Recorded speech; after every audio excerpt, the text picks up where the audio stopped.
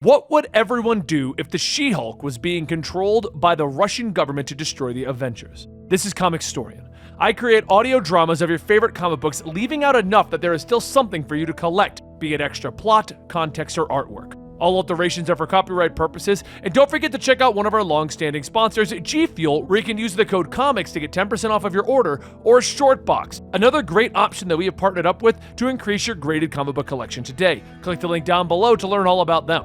This is World War She-Hulk, which takes place in Jason Aaron's Avengers run. There's some cool stuff happening over here, but it doesn't seem to reflect the rest of the Marvel Universe, and that seems to irritate a lot of the Marvel fans. In this series, the Avengers are living inside of a giant celestial's head and have battled against Dracula, raced Ghost Riders, battled against the Phoenix, took in its new host, and discovered an ultra-powerful child known as the Star Child. During this, She-Hulk has reverted to a more primal form of the Hulk, muscle-bound and having lower intelligence. But today, we'll finally see how all of that resolves for Jennifer. This is Avengers, issues 46 to 50. After having fought Phil Coulson and Mephisto, and stopped the two from altering reality and then battling against the Phoenix Force, the Avengers had found themselves with a moment to breathe without having to take up arms. But while going over some of the diagnostics of the Celestial in the Avengers Mountain, Tony Stark begins to notice that their Mountain Man seems to be going through a serious hangover, finding problems all along the way. At the time of these tests, Gorilla Man swings by, and then Tony asks him if he can take a look at these readings. But Gorilla Man just ignores him and continues on to the teleportation room. Once inside and at the controls, Gorilla Man begins to deactivate the security protocols and activates the teleporter to allow access to the mountain. At that moment, the platform lights up, and within seconds, the Winter Guard appears, and the Red Widow asks, "How many are on site?" Gorilla Man tells her 5, plus the Phoenix and some Star Kid, who frankly scares the hell out of Gorilla Man. He has poisoned Avengers Mountain, but they won't have long. Down on the lower levels, She-Hulk continues to try and focus her mind after having fought several battles recently that nearly caused her to revert to the simple-minded Hulk mentality of just smashing things. But while Carol is congratulating her on staying strong, Crimson Dynamo and Darkstar burst in shouting, "We're here to arrest the She-Hulk!" Carol tells the security program that they are under attack, but the computer responds that the request has not been recognized. Error, the Mountain's brain is broken. Darkstar then puts Carol down, telling her that justice will be done this day, in the name of the Russian Federation. Crimson Dynamo begins to punch She-Hulk, telling her, "You have a right to remain silent. You will, whether you like it or not. Hulkbuster, engage!" She-Hulk struggles to push Dynamo back, but before she realizes it, Dynamo's armor detaches itself from him and wraps itself around the She-Hulk. It encases her in the armor, rocketing her back towards the teleportation room. As the Hulkbuster bounces off the walls on its arrival, She-Hulk begins to rip it apart from the inside, and Ursa Major says that he has eyes on the package, but it looks like Dimitri's wrapping is coming undone. Vanguard tells Ursa to engage the Carbonanium tasers, and as the two of them tase She-Hulk and slow her down, Red Widow walks up telling everyone to activate the oral dampeners. She's going to use the Sonic Bazooka to end this conflict. Red Widow activates the ultrasonic sound waves to try and subdue She-Hulk, but She-Hulk grabs the taser wires, flinging Vanguard into Ursa, allowing her to take down Red Widow. As Red Widow tries to dodge the reckless attack, she tells Vostok that they're losing containment. "Do something!" Vostok floats behind her, telling her that it would be his pleasure, and begins to liquefy himself, seeping into any opening that his synthetic skin can get into that will allow him to knock She-Hulk out. As Vostok finally enters She-Hulk's body to take her down, the rest of the Winter Guard moves in, carrying her back to the teleportation room where Gorilla Man preps everything to send them back to Russia. But while doing so, Ursa Major whispers to Gorilla Man asking, "What the hell is happening? You said Black Panther would be ready to stop us. Where are the Avengers?"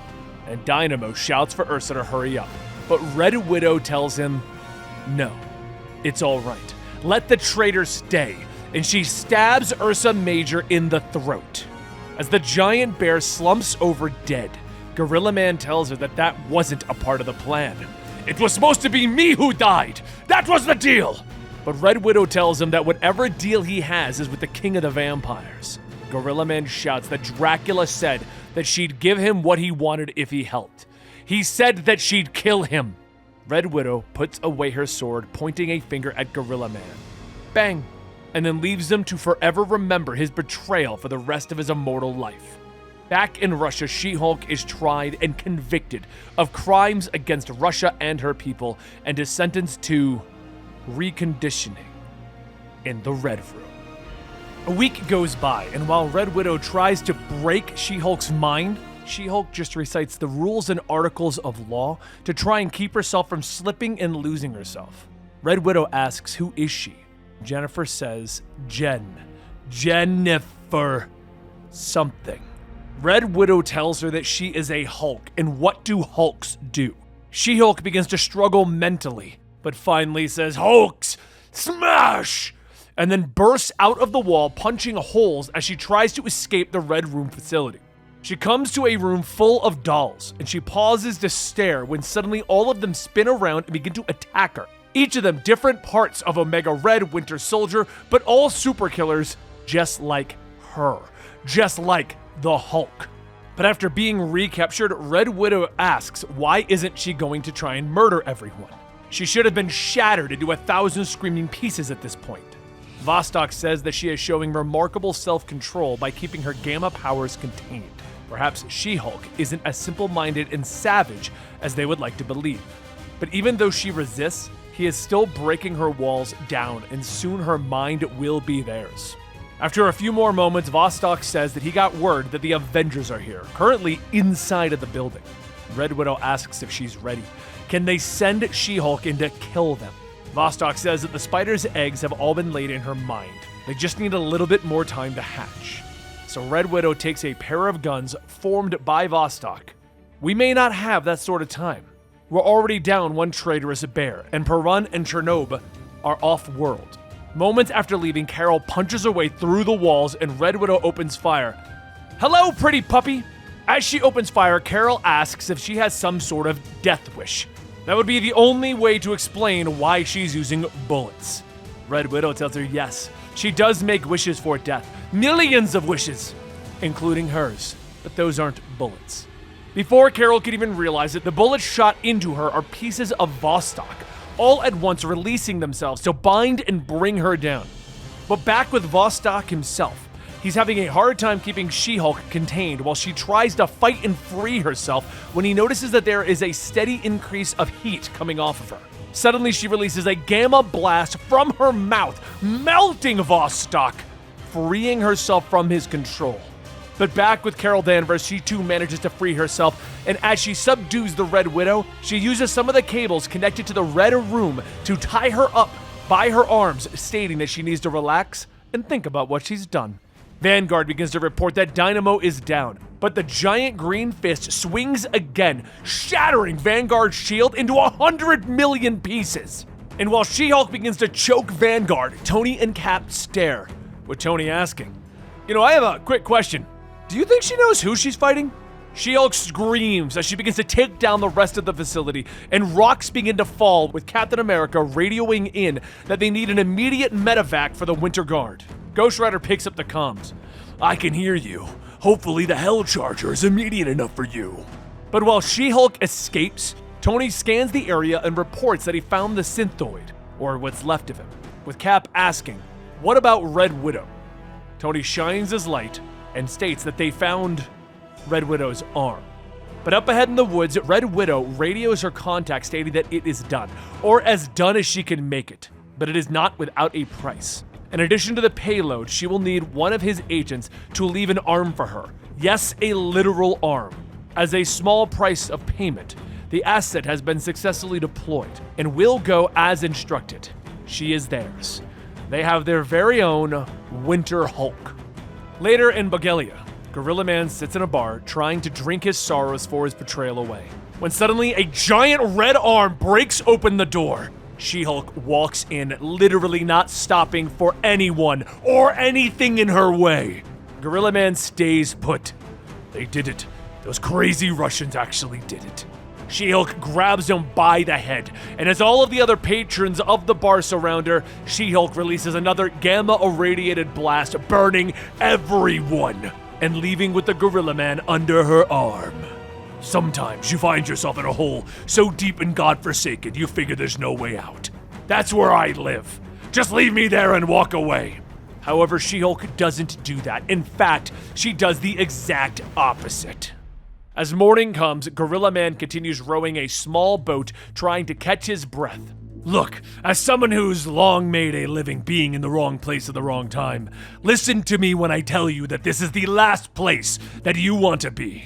Soon, the small boat passes by several wrecked ships that have traveled too far into the Atlantean territory. He then goes on stating that whatever it is that she is thinking, it won't work. There's an army of them down there, an army of super strong, sea-breathing barbarians. This is what the Red Widow programmed you to do. It's what the Russians want. It's what the whole surface world wants. They're counting on you to go down there, fist flying, and She-Hulk struggles to try and keep her thoughts to herself, and then jumps into the water and begins to swim it down towards Atlantis. Gorilla Man sits there for a moment and then tells himself, I should just row away and row straight to the nearest bar.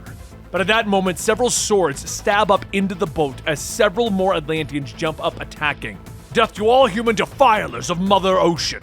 Gorilla Man roars, grabbing the men, asking, Who are you calling human? At that moment, a red hand reaches out of the water and begins to pull each Atlantean down one by one until the sea begins to turn red with their blood. As Gorilla Man begins to climb back onto the boat, he sees She-Hulk surface and tells her to do a worthless gorilla one last favor. Show him that he was wrong about everything. Show him that real heroes never forget who they are, that only losers like him do. Don't let the Red Widow win. She-Hulk dives back underwater, swimming towards Atlantis, with only one target needing to be put down. Namor, the Submariner. She-Hulk swims towards the ocean floor, but on the other side, Red Widow is swimming down with her team, getting ready to plant a warhead that will take out Atlantis and its people. Meanwhile, back up top, Gorilla Man is patching himself up, taking a deep breath. Kill the Gorilla Man, live forever, they said. Oh well, guess forever isn't what it used to be. But before long, She-Hulk punches her way through the middle of Atlantis, standing before the great Namor himself. However, this meeting, the assault on Atlantis, with She-Hulk leading the charge and Red Widow setting up a 68 megaton gamma bomb, there are layers to this, more than what is seen at the surface.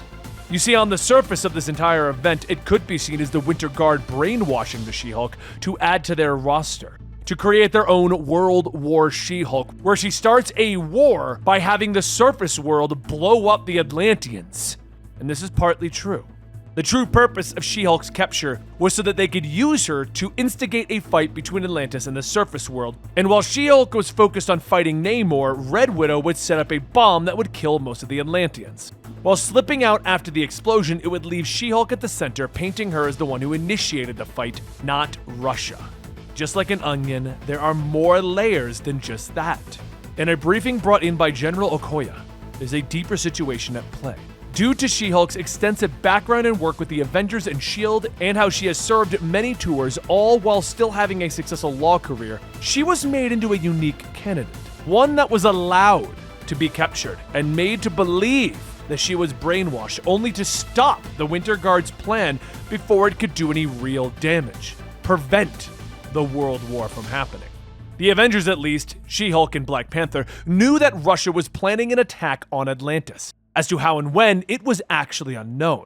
Knowing that She-Hulk would be a prime target for Red Room reconditioning, they gave her mental awareness over the past several battles, and a proposal was made. One to allow her to infiltrate the Winter Guard and learn of the planned attack. And just when it would seem that She-Hulk was about to kill Namor, she changed objectives and made this plan known. She made her way to the Red Widow and her team to intercept the bomb. A fight ensued between her and the Winter Guard, one where the Red Widow injected herself with Hulk blood taken from She-Hulk when she had been reconditioned. That literally didn't last long, about one punch. But now they just had one final problem. The looming threat of a bomb made of gamma radiation still remained. She-Hulk took that explosion in. She absorbed 68 megatons of gamma radiation. She walked forward. She was looking for an answer. What to do with it?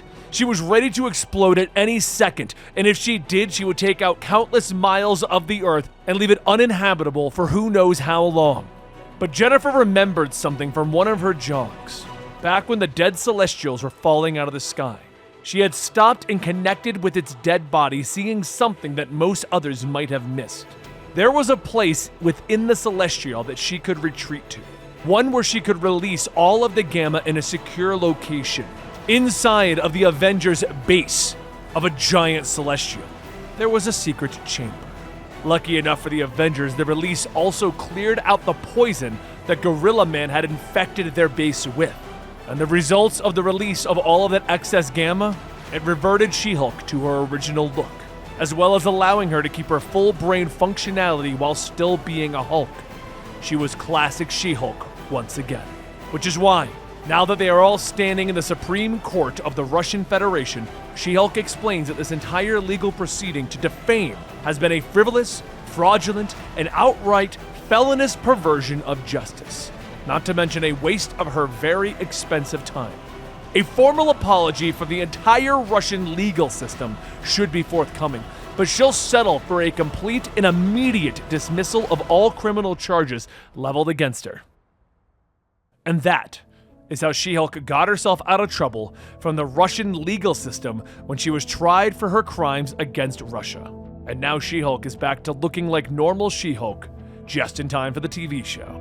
I seem to be the outlier, but I've just been straight up enjoying Jason Aaron's Avengers run. But what do you think about the World War She-Hulk arc and what's happening in Avengers? While I have enjoyed all 49 issues of Avengers up to this issue, I do feel like the World War She-Hulk arc kind of just ended. It was going in a direction and just kind of stopped.